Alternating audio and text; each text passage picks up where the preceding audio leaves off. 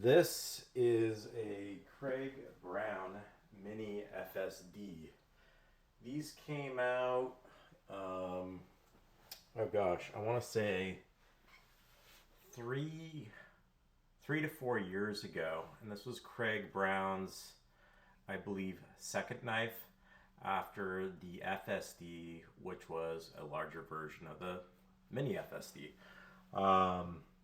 These knives feature the Brown lock here, which is basically a button lock, but it's reversed, and he's got it set up in such a way that's, I guess a bit different than a traditional button lock. That's kind of his claim on this knife, right? Is the Brown lock. Overall, it's probably one of my favorite knives that I've got in my collection as far as size, weight, and all that stuff. It's perfect in the pocket. It's got deep carry, a deep carry pocket clip there. Pretty deep carry anyway. I'd say it's right up there with some other ones that carry pretty deep as well. And overall, it's just a really cool knife. This has, this came in several different variants as far as patterns on the grip. And this particular grip, let me see if it says in the COA. I'm not sure. He doesn't say the grip pattern, but it's kind of like, I don't know, it reminds me of a turtle, like a turtle pattern, and it's continued on the pocket clip, which is really neat. And then the color on this is kind of a bronze to rose gold, and depending on the angle, and the way the light hits it, it'll reflect either a bronze or a rose gold, which you don't see many anodizations from Brian or Craig Brown like that. The steel on this is CPM 154, which he did a lot of his early knives in. These days you can opt for CPM 154 or Magna Cut. I have his Cortex XL, and I've got that in Magna Cut. Anyways, this one here, as stated in the beginning of the video, has the Brown lock. He moved to what's called the the FSDI. He got rid of the name Mini in the name of the knife. However, it's the same size as this. It's just called the FSDI. And that's got a, your traditional kind of inset type locking mechanism where you depress the mechanism there, and then it folds down on itself. He went to that because many people in the community gave him feedback that when you grip this knife, you could, in theory, grip that really hard, right? And then it would depress. To be honest, I never had an issue with it. I have like medium-sized hands, and a comfortable grip's like that. And I'm gripping this thing hard as hell right now. And I'm not there. Now, if you came up on it, the choil, even then, I don't think so. That's a little bit worrisome, I guess, since it could kind of, the blade could fall onto your fingers there. But, in a normal grip, for me, it wasn't a big deal gripping it. So maybe a bit of a nothing burger for me personally, but due to that feedback, he went to a liner model or an inset model called the FSDI, and that's his latest model when it comes to this knife. Now he no longer makes the FSDI either. He's moved on to the Cortex XL, and then now he's got a mini Cortex that's, I think, first rounds of pre-orders have already gone out and have been sold out. Size-wise here, let's pull out a full-size Sebenza.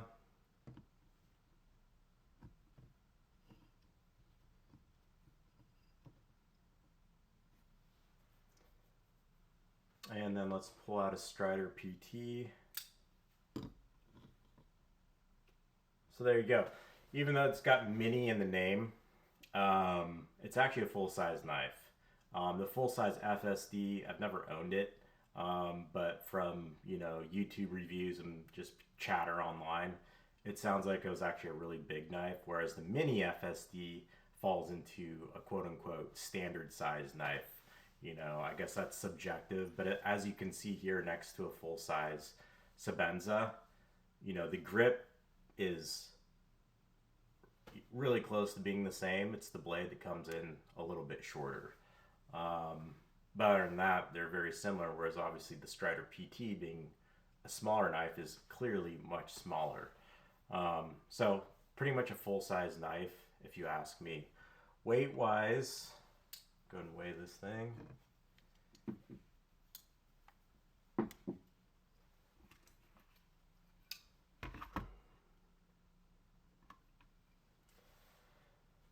Oops,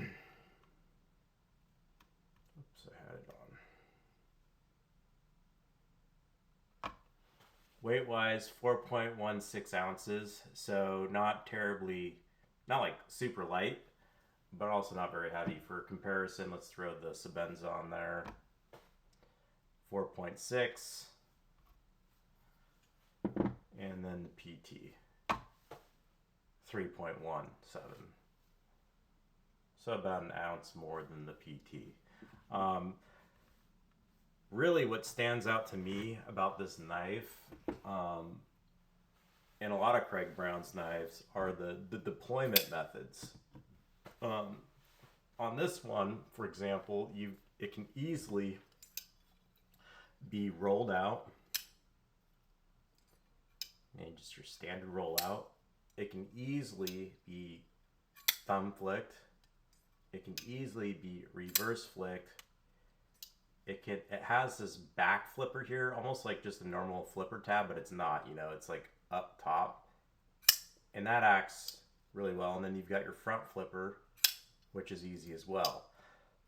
So that's like what, 1, 2, 3, 4. There's 5 deployment methods on this knife. There's not many knives that can easily be deployed 5 different ways, and still, well, not only can it not be deployed 5 different ways, not many knives, but then also look this clean, if you know what I mean. Like, it's very clean and minimalist looking when closed, and you've got 5 ways to deploy it. Pretty incredible, really cool. The FSDI doesn't have this back tab anymore, and it's kind of got a hump here. I actually have one, and I don't have it near me though. But let me see. Let me go grab that real quick. 1 second here.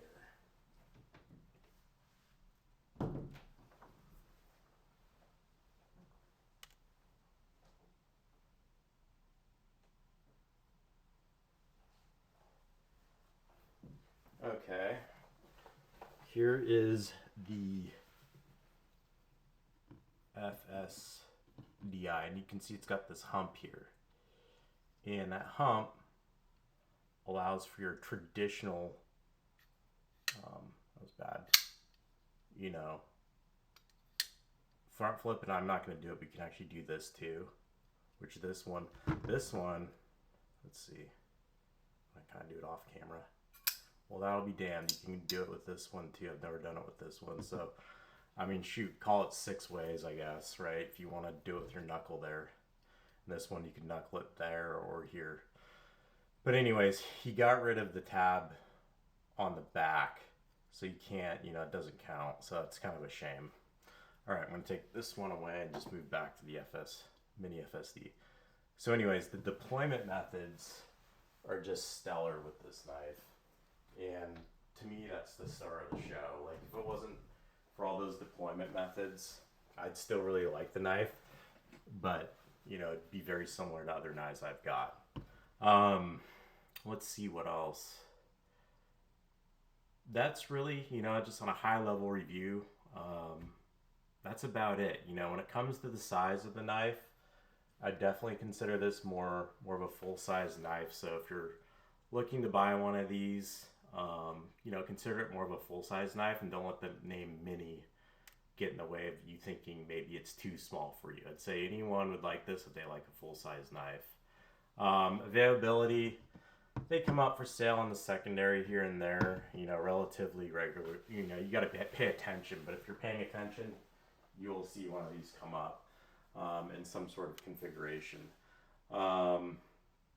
Pricing, Craig Brown stuff typically, we're in a down market right now, but Craig Brown stuff typically holds its value, so you should expect to pay close to table, which on these guys is, $800 to $900.